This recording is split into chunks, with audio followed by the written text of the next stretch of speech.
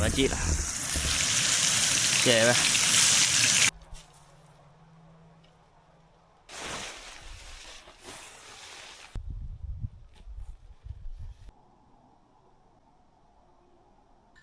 အဲ့ရတဲ့ရောက်ပြီဗျာနော်ခဏနေတော့အဲ့ယုံမရှိတော့တယ်ဘာမှတော့လုံးဆရာမရှိတော့ဘူးဟယ်လိုအားလုံးပဲမင်္ဂလာပါခင်ဗျကျွန်တော်ကတော့ကိုဖြိုးအောင်ဖြစ်ပါတယ်ကျွန်တော်ဒီနေ့မှာတော့တောထဲမှာသွားပြီးကျွန်တော်တယောက်တည်း solo campaign လုပ်မယ်ပြီးတော့ညသာချက်စားမယ်ဒီတောထဲမှာဆွေတင်ကတောထဲမှာကျွန်တော်ပထမဦးဆုံးအတွေ့အကြုံကိုကျွန်တော်မျှဝေခြင်းတယ်ပေါ့ဗျာနော်ကျွန်တော်ဒီတောထဲမှာဘယ်လိုမျိုးအခြေအနေရှိလဲညဘက်မှာဘာတန်းနေကြားရလဲဆိုတာကျွန်တော်လည်းအတူတူလိုက်ကြည့်လိုက်အောင်ဗျာနော်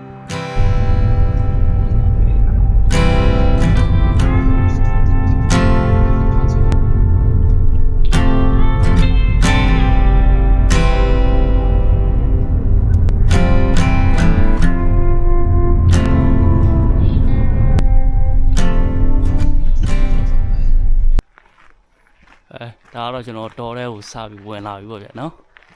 ကျွန်တော်ဒီနေ့ညဒီမှာ campaign လုပ်မယ်တော်ပေါ့အဲ့မဲ့ဘယ်နေရာမှာလောက်ရမယ်တော့မသိသေးဘူးကျွန်တော်နေရာရှာရအောင်ဒီမှာဆိုရင် blueberry တွေဒါပွင့်တယ်ဒီနှစ်ဆိုရင်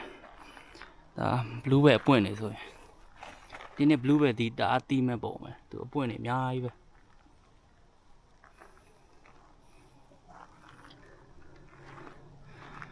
ဒီမှာထင်းရှူတော်ထဲမှာပေါ့နော်ဒီချိန်ကတော့လူဒီဘက်တော်ထဲမှာလူတွေတိတ်ပြီးတော့မရှိတော့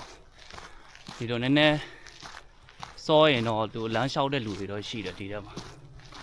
ဟိုးမှာဆိုရင်နောက်မှာဆိုရင်ဒါ blueberry တွေအများကြီးပဲသူတို့ဒီ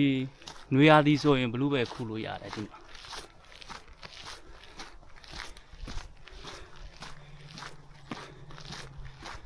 တော်ထဲမှာတော့တာရရပဲအေးစစ်စစ်တယောက်တည်းလာပြီးတော့အိတ်လို့ရတယ်ဒီမှာဆိုတာကြောက်တောင်နေနောက်မှာ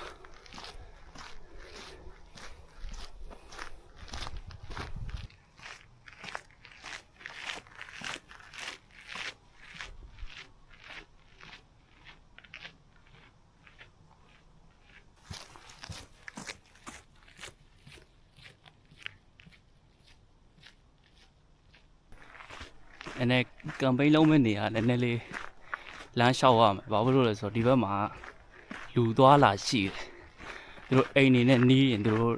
နှောက်ရက်ဖြစ်တယ်အဲ့ဒါကြောင့်မို့ဟိုဘက်နည်းနည်းဝေးတဲ့ဘက်ကိုသွား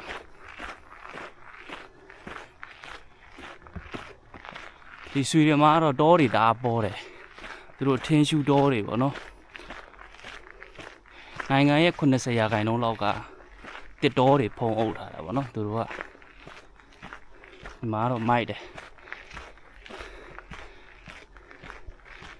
တစ်တောထဲမှာဆိုရင်သူတို့လမ်းတွေဘာတွေတေချာလုပ်ပေးထားတယ်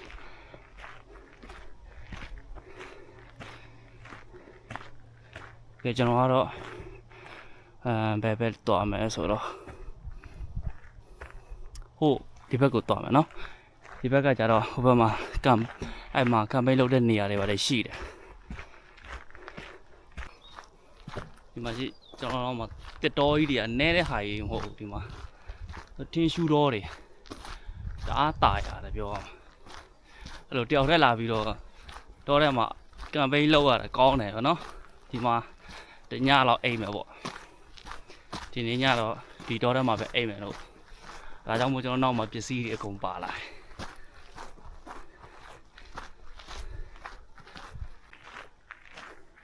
တယ်ကျွန်တော်ကတော့ဒီဘက်ဒီလမ်းမအတိုင်းမသွားတော့ပဲပေါ့နော်ဒီတောထဲကိုပဲဝင်လိုက်တော့မယ်ဒီဘက်ကနည်းနည်းလူတွေပါတယ်ရှင်းတယ်ဟိုဘက်မှာအိမ်တွေပါတယ်နည်းနည်းရှိတော့ဆိုတော့ကျွန်တော်အဲ့ဘက်ကိုမသွားတော့အခုဒီဘက်ကနေပဲသွားတော့မယ်နော်ဒီမှာလည်းတစ်ပင်တွေလဲထားတာအများကြီးပဲဒီကောင်တွေကိုကြော်ခွပြီးသွားနည်းနည်းတော့ခက်တယ်နောက်မှလည်းလေးလွယ်ဟာဆိုတော့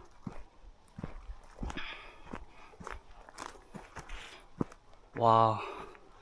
နေအောင်ကြီးလေးတော့ရှိသေးတယ်ညနေ9 နာရီတော့ထိုးပြီ9 နာရီထိုးတာတော့နေအောင်ကြီးလေးရှိသေးတော့တော်သေးတာပေါ့နော်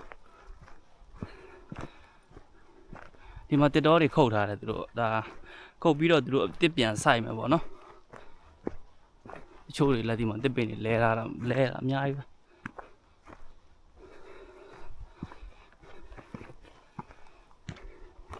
ကျွန်တော်တို့တစ်ခါဒီတောအုပ်ထဲမှာပဲဝင်မယ်ပေါ့နော်ဒီဘက်တော့မသွားတော့ဒီတောအုပ်ထဲမှာပဲဝင်လိုက်တော့ဒီမှာတော့နည်းနည်းကြောက်တုံးနေရှိတယ်အောက်မှာတော့ဒီဘက်တောအုပ်ကဒီတောအတွင်းထဲဝင်တာတော့မရောက်ဘူးဒီတောအဆက်အထိပဲရောက်ဘူးတဲ့နော်ဒါကြောင့်မို့ကျွန်တော်ဒီတောထဲကိုဝင်ပြီးတော့ဒီနေ့ညအိတ်ကြည့်မှာပေါ့ဘယ်လိုချိန်နေရှိလဲဆိုတာဒီဘက်ကနည်းနည်း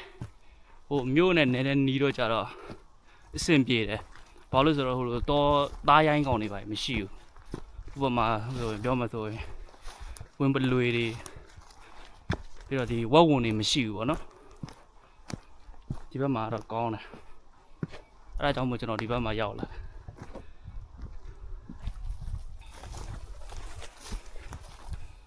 ကဲအခုတော့တောထဲတော့ရောက်လာပြီနေရာရှာရမယ်ပေါ့ဘယ်နေရာမှာလောက်ရမလဲဘယ်နေရာမှာတဲထိုးရမလဲဆိုတာတောထဲမှာတစ်ခါလေအဲ့လိုမျိုးနားအေးပါးအေးလေးကကောင်းတယ်နော်လူတွေနဲ့ဝေးပြီးတော့နားအေးပါးအေးလေးလာနေတာကောင်းတယ်ပြောအောင်တပင်ကြီးတွေလဲထားတာကြီးဒါထင်းရှူးပင်ကြီးတွေအကြီးပဲဒါသူတို့လဲထားဟိုတလောကလေတိုက်ပြီးလဲသွားတာ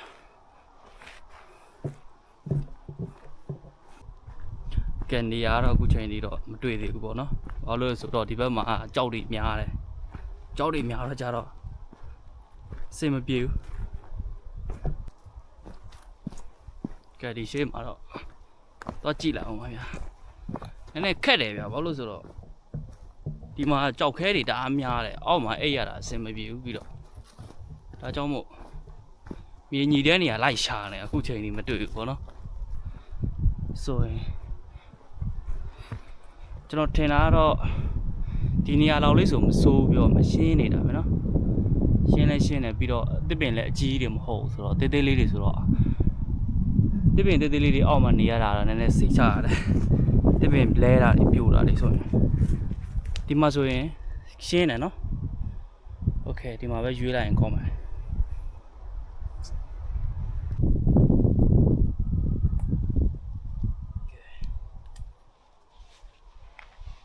ကဲဒီနေရာမှာပဲရွေးလိုက်တော့မှာပေါ့နော်ဆိုတော့ကဟိုးနည်းနည်းတော့ပင်ပန်းသွားပြီဒီမှာလမ်းလျှောက်ရတာနည်းနည်းပင်ပန်းတယ်ဘယ်တော့မလွယ်ဘူးနော်တောထဲမှာလာပြီးဘလော့ရတာလဲကဲဒီနေရာလေးတော့ကောင်းပါပဲကောင်းမယ်လို့ထင်တယ်ဗောနော်ဒီနေရာလည်းနည်းနည်းမြင်ကြီးတယ်တခြားနေရာတန်းစားရင်တော့ဒီမှာအောက်ကဣတယ်ပြီးတော့ကြောက်တုံးတွေပါတယ်မရှိတော့ကြတော့တဲဆောက်ရတာလည်းအဆင်ပြေမယ်ပြီးတော့ဒီမှာအိပ်ရတဲ့အချိန်ကြရင်လည်းဟိုဖြစ်တယ်ဗောနော်ကျွန်တော်တို့ခါမနာဘူးအောက်ကမြေကြီးဣတော့ကြတော့နော်ကဲကျွန်တော်တို့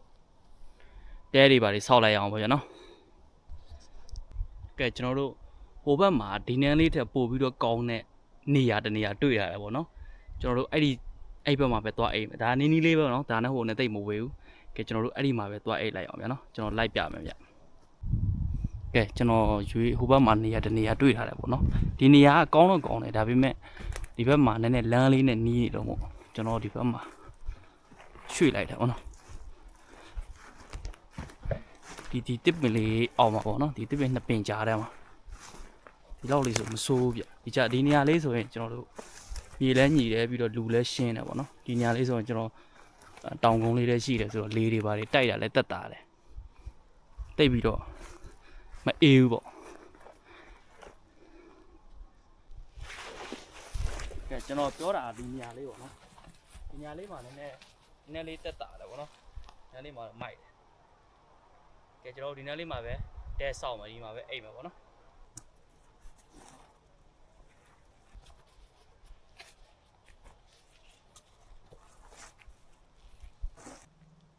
ကဲကျွန်တော်တို့အခုဒီမှာတဲဆောက်မယ်ပေါ့နော်ဒီ ကျွန်တော်တခါမှတော့တဲဒီကောင်မဆန်းဘူးသေးဘူးပေါ့ဒါပထမဦးဆုံးဆန်းတာဆိုတော့ကဲဘလို့အနေထားရှိမလို့ဆိုကြည့်လိုက်အောင်ဗျာနော်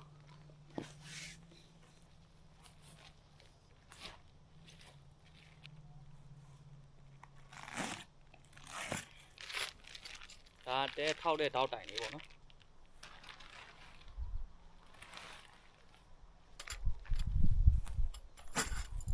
ဒီကောင်တဲမှာထောက်တဲ့တောက်တိုင်အောက်ကနေပြီးခြုံလေးတွေပေါ့နော်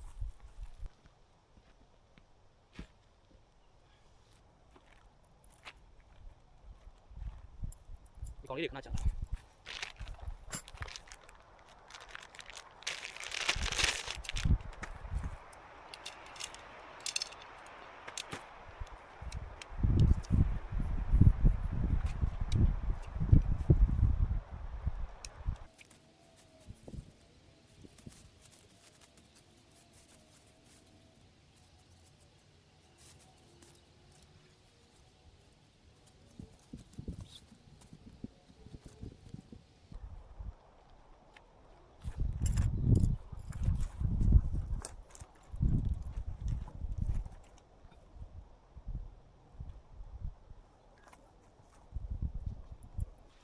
ဒီကောင်ကကြတော့မိုးရွာလဲကိစ္စမရှိဘူးဒီကောင်ကမိုးကာဆိုတော့တော်တော်လေးကောင်းတယ်ပြောတယ်ကျွန်တော်တစ်ခါမှတော့မဆန်းဘူးအခုတစ်ခါတည်းဆန်းကြည့်တာပေါ့နော်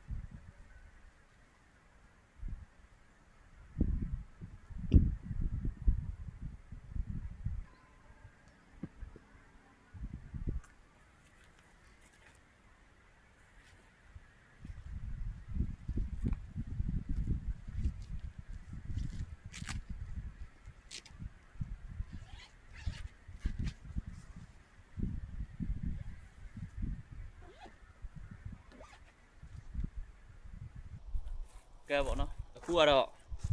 ကျွန်တော်တို့ဒီတဲလေးကတော့ပြီးသွားပြီပါ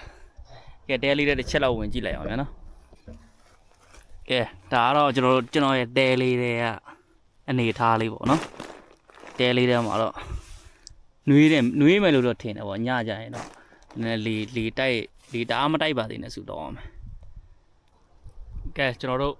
တဲလေးကတော့ပြီးသွားပြီဆိုတော့ကျွန်တော်တဲထဲမှာပစ္စည်းတွေကျွန်တော်ထည့်လိုက်အောင်ဗျာနော်ကျွန်တော်အောက်ကအခင်းတွေကျွန်တော်ရဲ့ဒီအိတ်တဲ့ဟာတွေပေါ့နော် sleeping bag တို့ဘာလို့ကျွန်တော်အဲ့ဒါတွေပြင်ပြီးထည့်လိုက်အောင်ဗျာနော်ဒါကတော့ကျွန်တော်အောက်ကနေပြီးတော့ခင်းအိတ်တာပေါ့နော်ဒီကောင်ကလည်းနည်းအေးတန်ခံနိုင်အောင်လို့ပေါ့နော်အောက်ကနေဆိုရင်သူကတအားအေးတယ်ခုချိန်မှာဆိုရင်အေးတော့ကြတော့ကျွန်တော်ဒီဟာမပိုင်အိတ်လို့မရအောင်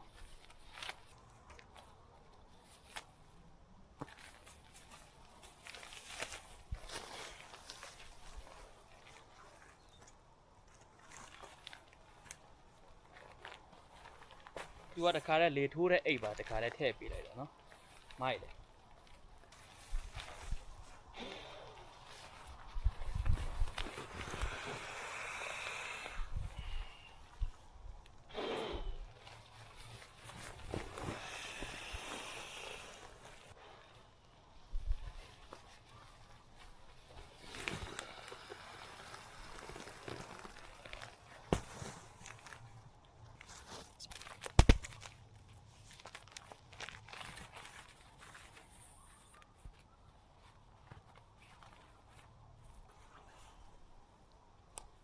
ဒါကတော့ကျွန်တော်လက်ဆောင်ရထားတဲ့ဟာပေါ့နော်ခေါင်းအောင်လေထိုးကောင်းအောင်ပေါ့လေထိုးတဲ့ကောင်းအောင်လေး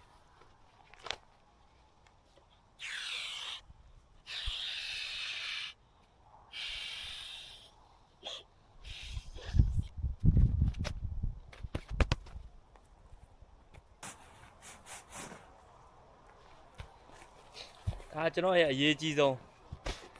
ဒါအိတ်တဲ့အိတ်ပေါ့နော်ကျွန်တော်ဒီထဲမှာညကြရင်ဝင်ပြီးအိတ်မရမှာဘာဖြစ်လို့လဲဆိုတော့ဒီမှာတအားအေးတယ်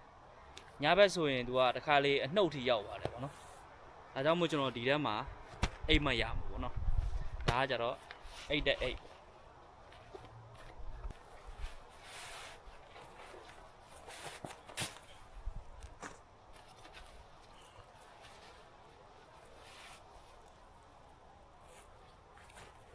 သူကကြတော့နည်းနည်းရှည်တယ်ကျွန်တော်အရက်ထက်တောင်ရှည်တယ်သူကတအားနွေးတယ်သူကစောင်းတစ်ထည်တာလောက်ရှည်တယ်ကျွန်တော်တို့ရိုးရိုးအိတ်တဲ့စောင်းတွေထက်ပိုနွေးတာပေါ့နော်ဒါအပြင်မှာအိတ်တဲ့ဟာဆိုတော့ကဲကျွန်တော်အကုန်လုံးပစ္စည်းတွေကတော့တော်တော်များများကျွန်တော်အိတ်ဖို့အတွက်ကတော့ထည့်ပြီးပါပြီပေါ့နော်ကျွန်တော်ခဏနေရင်တော့ညစာချက်စားဖို့အတွက်ကျွန်တော်ပြင်ရအောင်မယ်ပေါ့နော်ဒီနေ့ညစာချက်စားလိုက်အောင်မယ်ပေါ့နော်ဒါကျွန်တော်ရဲ့ gas O ပေါ့ရပြီရောနော်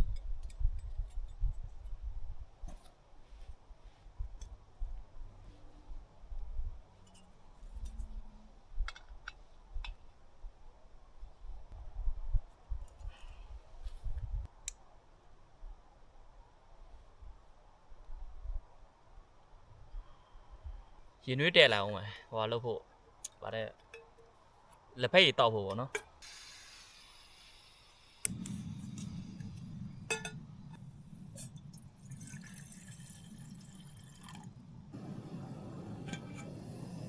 ကဲကျွန်တော်ရဲ့ရင်နွေးရတော့ရပြီပေါ့နော်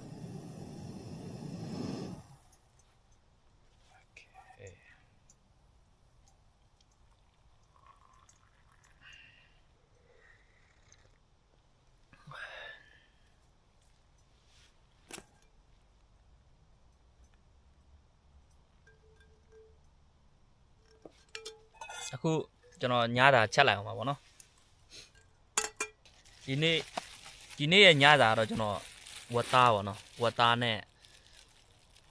ဝတ်သားကိုဝတ်မိုးခိုတာပြောမှာဆိုရင်တော့ဝတ်မိုးခိုတာဗောနော်ကျွန်တော်နယ်ထားပြီးသားအိမ်မှာဗော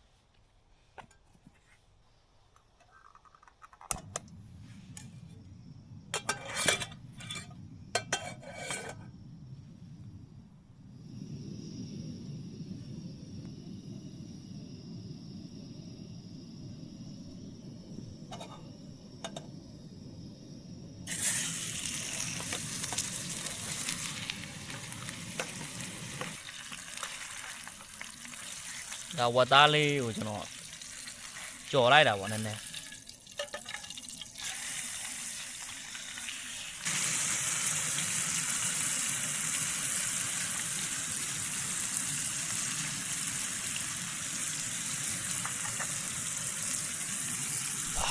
ဒီမှာကြည့်လားကျဲပဲ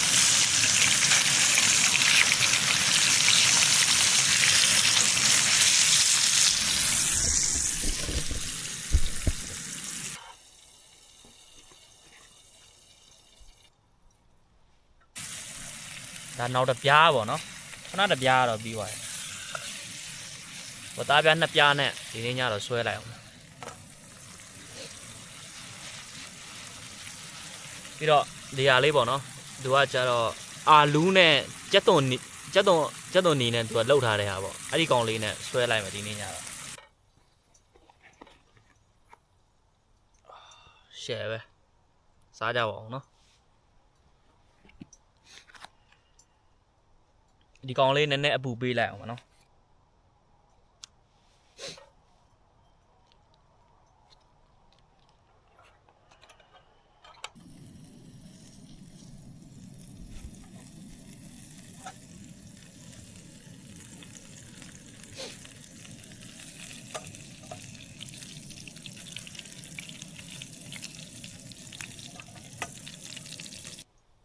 ကဲစားကြပါဦးမယ်နော်ကျွန်တော်ကတော့ဆွဲလိုက်အောင်ပါ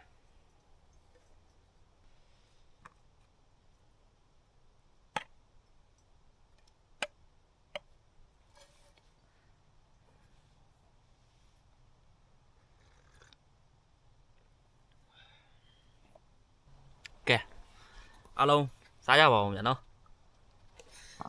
တီးလိုက်အောင်ကျွန်တော်လည်းဘိုက်စားနေ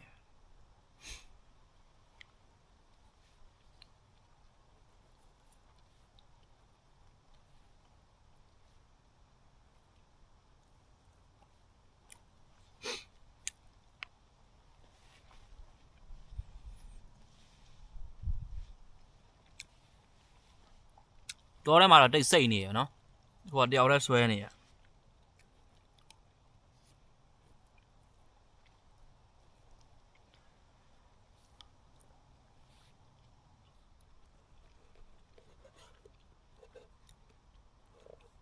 ကဲကျွန်တော်စားပြီးတော့မှာပေါ့နော်ခဏနေရင်တော့စားပြီးပြီဆိုပစ္စည်းလေးနည်းနည်းပါးပါးတင်ပြီးရင်သွားတိုက်ပြီးတော့အိတ်တော့မယ်ကဲအခုတော့စားပြီးပြီပေါ့နော်ပြီးရင်တော့ပစ္စည်းလေးနည်းပါးတင်ပြီးရင်တော့အိတ်တော့မှာပေါ့ကဲအခုတော့ကျွန်တော်ပစ္စည်းလေးတွေနည်းနည်းပါးပါးတင်လိုက်အောင်ပါပေါ့နော်ပြီးပြီဆိုရင်တော့သွားတိုက်ပြီးတော့အိတ်ရဝင်တော့မယ်အခုက9နာရီလဲထိုးပြီးပြီဒါပေမဲ့ဒီမှာကတော့တိတ်မမှောင်ဘူးပေါ့နော်9နာရီတော့ထိုးပြီးသွားတယ်ကဲအခုကျွန်တော်တော့ပစ္စည်းတွေပါတွေတော့နည်းနည်းထည့်ပြီးသွားပြီပေါ့နော်အတွင်းထဲမှာအခုတော့ခဏနေသွားတိုက်ပြီးတော့အိတ်ရဝင်တော့မယ်ပေါ့ဟိုနဲ့မီးလေးနဲ့ထွန်းထားလာဆိုတော့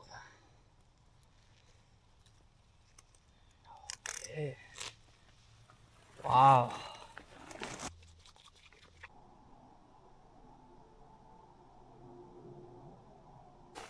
ကဲကျွန်တော်ကတော့အခုဒီမှာအိတ်ရတဲ့ရောက်ပြီဗျာနော်ခဏနေတော့အိတ်ုံမရှိတော့တယ်ဘာမှတော့လုံးဆရာမရှိတော့ဘူးအခုကတော့ကျွန်တော်အကုန်လုံးပစ္စည်းတွေလည်းတင်ပြီးဒီနေ့ည1နာရီ2နာရီလောက်ကြာရင်မိုးရွာမယ်လို့တော့ပြောတယ်အခုတော့မှအခုကဘယ်နှစ်နာရီထိုးပြီလဲဆိုတော့10နာရီထိုးတော့မှာအခုကနော်10နာရီထိုးကနေနေပြီကဲအားလုံးပဲ good night ပါဗျာနော်ကျွန်တော်တို့မနေ့ပြန်မနေ့ကြောင်းပါမယ်တွေ့ရအောင် see you tomorrow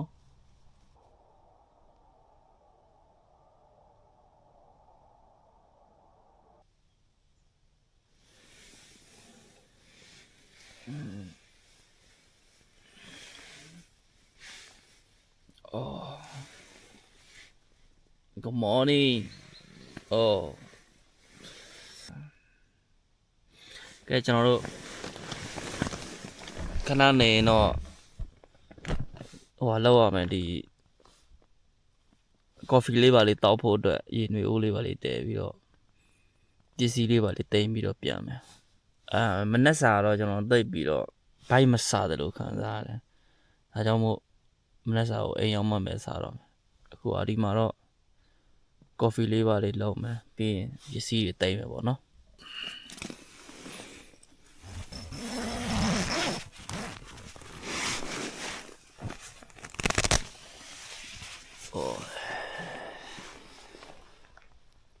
Good morning. Good morning. ကဲကျွန်တော်ဒီအိပ်ရာတွေပါနေနည်းနည်းတိမ့်ထားလိုက်အောင်ပါပေါ့နော်ဒီကောင်းလေးဘာလို့လဲဆိုတော့ကျွန်တော်တို့ coffee တောက်ပြီးတာနဲ့တခါလဲပြန်လို့ရအောင်တခါလဲဒီမှာပဲတိမ့်ထားလိုက်ပါမယ်နော်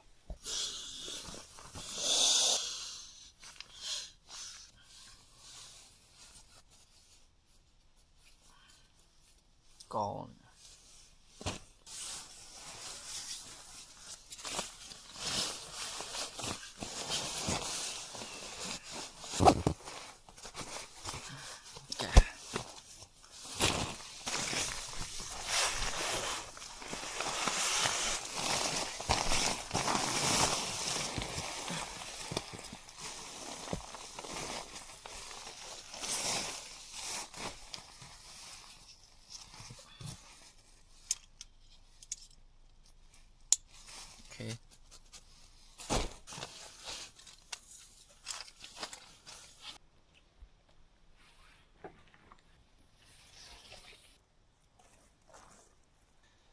ကော်ဖီလေးပါလေးချက်လိုက်အောင်ပေါ့နော်ကော်ဖီတောက်ဖို့တော့ရေနွေးကိုတည်မယ်ပြောတာပါ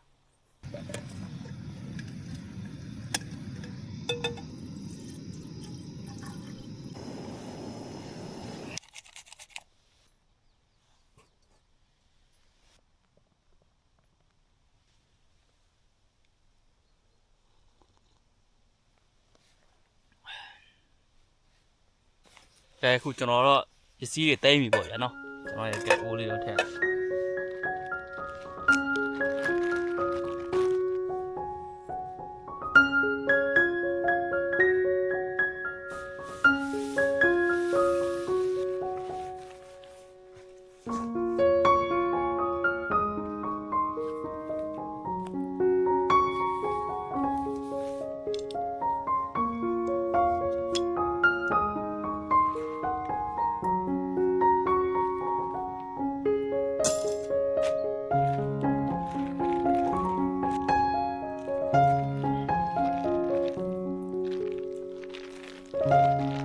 တေးသေးလေးဖြစ်သွားပြီနော်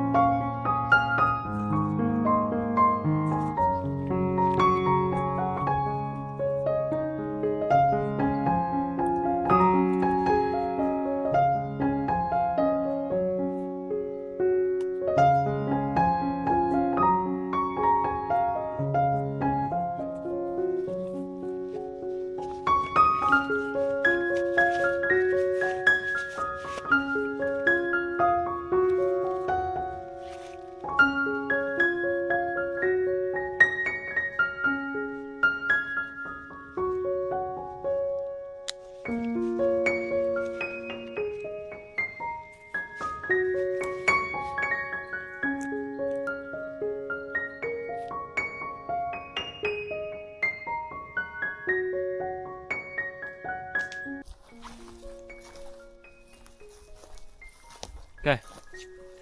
အခုတော့ကျွန်တော်အိမ်ပြန်ပြီပေါ့ဗျာနော်ဒီနေ့တညတော့ကျွန်တော်အောင်မြင်မြင်နဲ့ဒီမှာကမ်ပိန်းလုပ်နိုင်ခဲ့ပြီနောက်နေ့မှာလည်းကျွန်တော်ရဲ့ဗီဒီယိုလေးကိုအတူတူကြည့်လို့ရအောင်လို့မို့ကျွန်တော်ရဲ့ Facebook page လေးနဲ့ YouTube channel လေးကိုလည်း like and subscribe လုပ်ထားပေးကြပါဦးနော်ကဲဒီနေ့ကတော့ကျွန်တော်ဒီလောက်ပါပဲဗျာနော်အားလုံးကိုကျေးဇူးတင်ပါတယ်ခင်ဗျ